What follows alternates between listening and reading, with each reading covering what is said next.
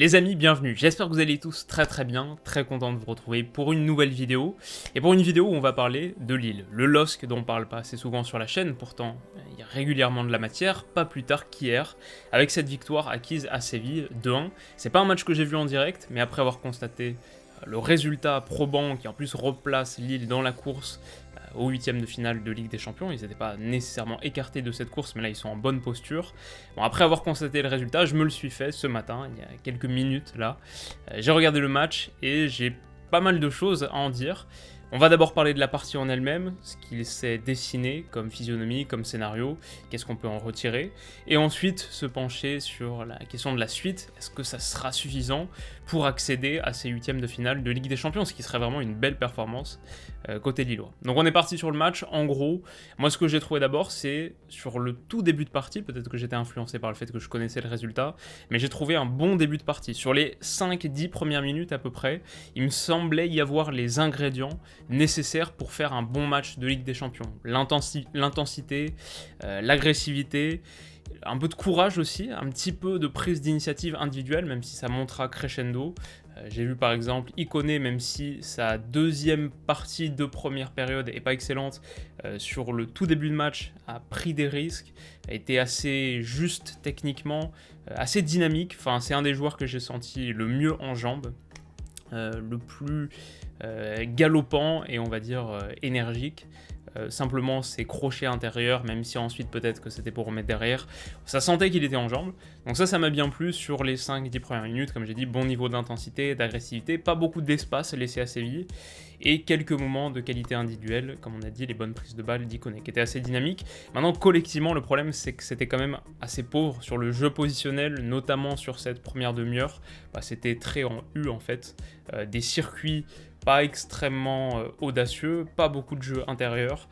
Voilà, j'ai mis manque de relais intérieur et c'est un petit peu pour moi le problème de ce système qui a plein de vertus par ailleurs, notamment sur la perspective de limiter ton temps de transition entre phase sans ballon et phase avec ballon, parce que beaucoup d'équipes défendent en 4-4-2, si en plus t'attaques en 4-4-2, ça rend ces moments de transition quasi inexistants, très rapides.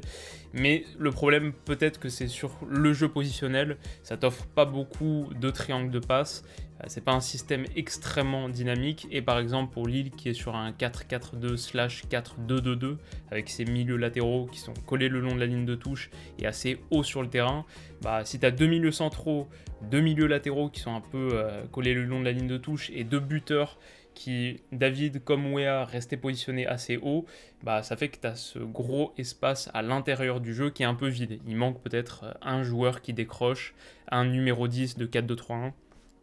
Ou un milieu central qui se projette un peu plus.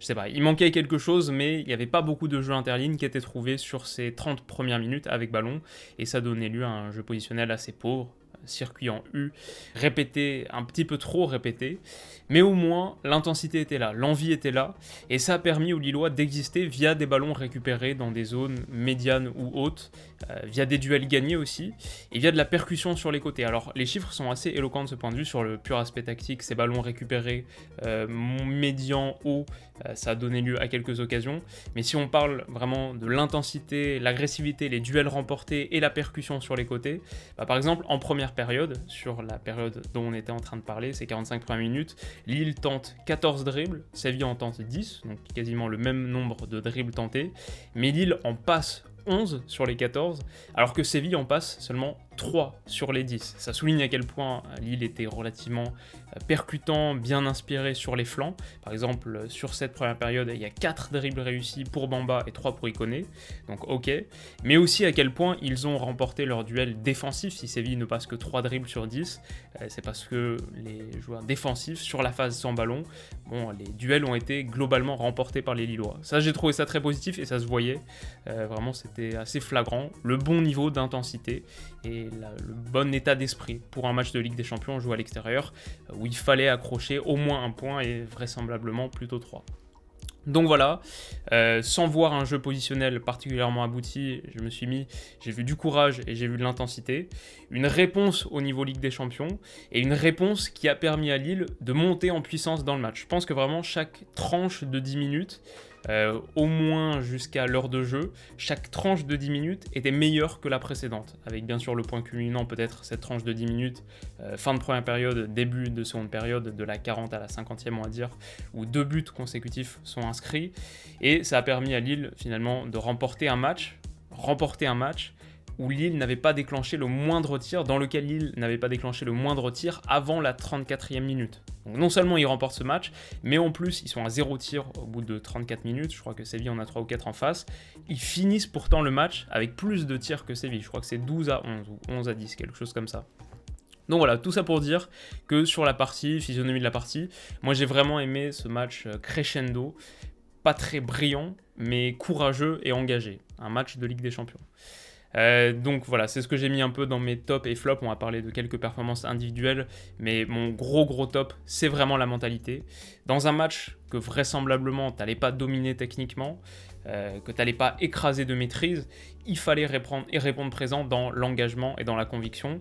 Et c'est d'ailleurs ces séquences d'engagement, de conviction qui ont généré les meilleures occasions pour Lille. C'est pas des séquences de jeu positionnel particulièrement bien abouties, c'est les séquences d'engagement, de pression et de contre-pression. Par exemple, celle d'Ikoné qui pousse Diego Carlos à la faute et qui lui offre ce 1 contre 1 non converti.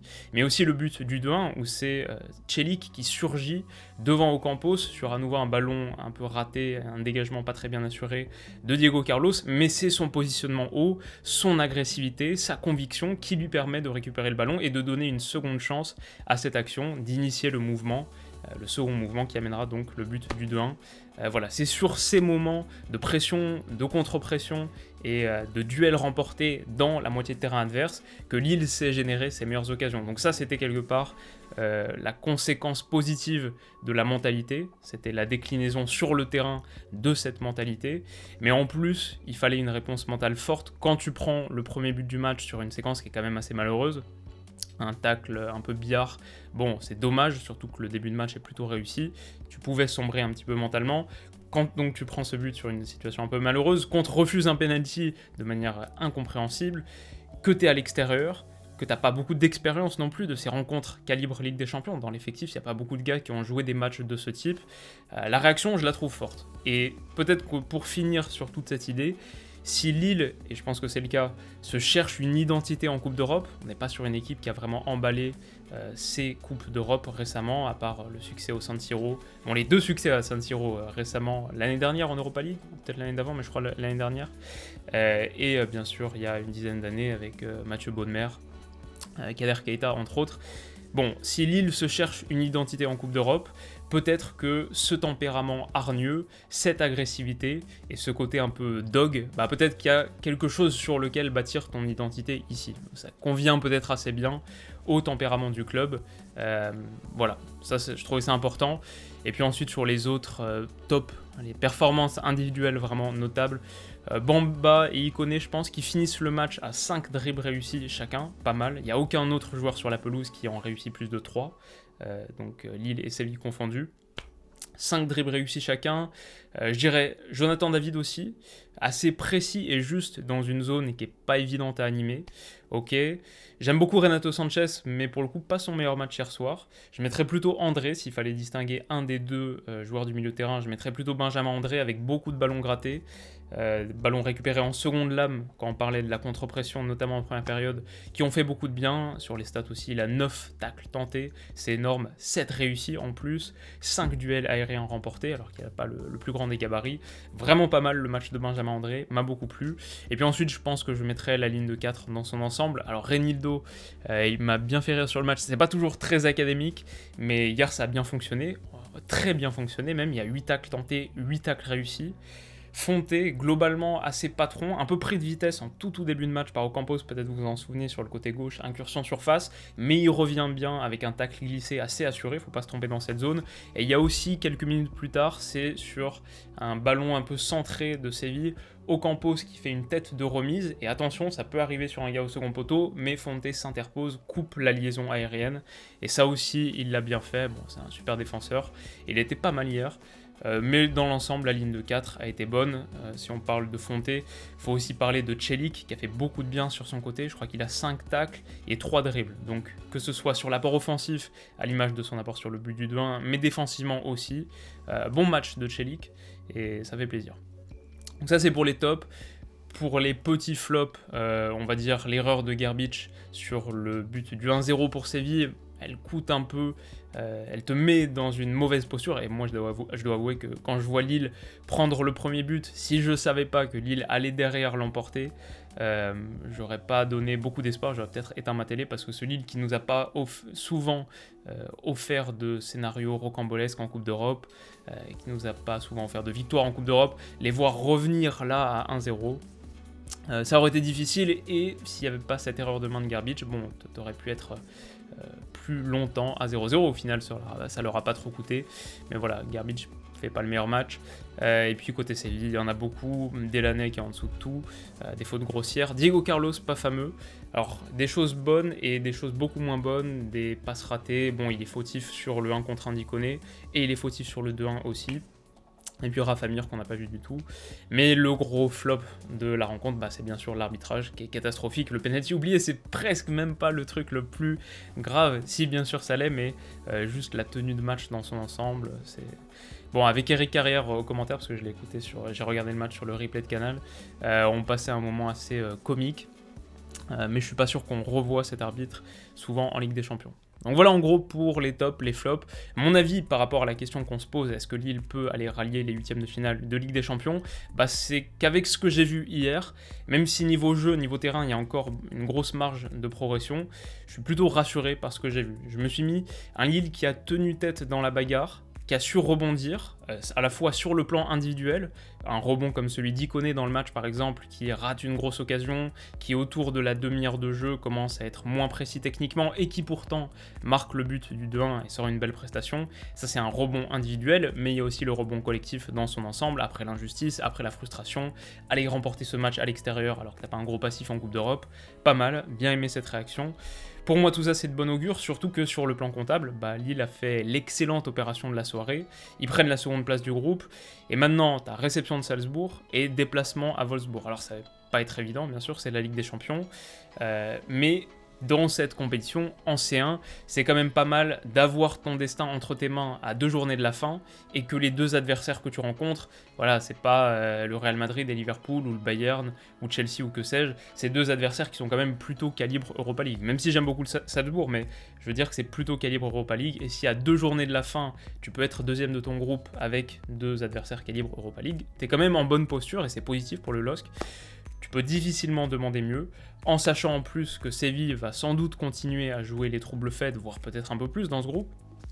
Ils sont pas éliminés encore, donc il y a encore des points peut-être qu'ils peuvent gratter, aller voler aux adversaires du LOSC dans cette bataille pour la seconde place, ou la première place même. Voilà, je me dis que Lille a posé une première pierre importante hier, c'est une forme de succès fondateur. Tu t'offres une base de référence en Ligue des Champions, et peut-être que demain, dans 2 semaines, quand tu vas retrouver cette compétition, tu la retrouveras avec des souvenirs heureux, avec un certain niveau de confiance par rapport à ton niveau de performance. Première victoire, j'imagine qu'elle libère pas mal, que c'est un peu une délivrance. Donc ça, pour moi, c'est positif. Poser une première pierre importante, succès fondateur, et ont montré qu'ils ont le niveau mental attendu dans cette compétition. Il y a beaucoup de progrès à faire, ça va être hyper disputé. C'est aussi clairement une très mauvaise nouvelle qu'Ikoné et André soient suspendus, franchement, quand on voit leur match hier. Peut-être 2 des 3 meilleurs, ou des 2 meilleurs Lillois même. Mais le truc, c'est qu'avec 4 points, Lille passe. Avec 4 points sur les 2 prochaines journées, Lille passe. Et moi, c'est le total que je les vois aller chercher. Ça ferait 9 points au final, et ça ferait un 8ème de Ligue des Champions, que je les vois aller décrocher. Donc dites-moi ce que vous en pensez en commentaire. Il n'y a pas encore les cotes du côté de mon partenaire BetClick pour la qualification de Lille en 8ème de Ligue des Champions. Donc on verra ce que ça donne. Je crois que leur victoire contre Salzbourg, prochaine journée à 2,25, un truc comme ça. Pour les autres pronos que je me suis dit, les matchs dont on pourrait discuter, qui vont avoir lieu dans quelques heures à peine en plus, donc il faut aller vite.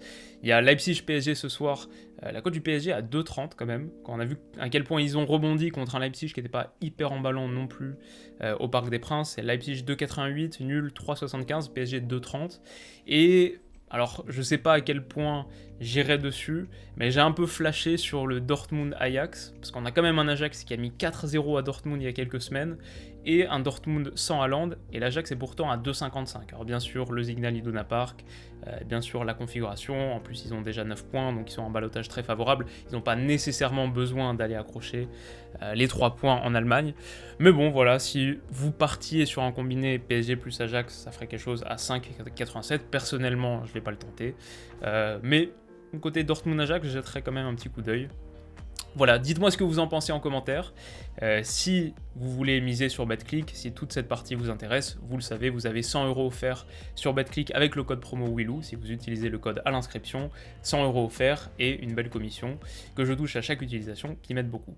Voilà pour tout, merci d'avoir suivi cette vidéo, si elle vous a plu, n'hésitez pas à mettre un petit pouce bleu. On se retrouve demain pour une autre analyse, sans doute, de Ligue des Champions et pas mal d'autres vidéos dans les cartons qui arrivent en fin de semaine. On se retrouve pour tout ça, pour pas les rater, vous pouvez vous abonner à la chaîne. Merci d'avoir suivi, merci de votre soutien. Prenez soin de vous et on se dit à très vite. Bisous.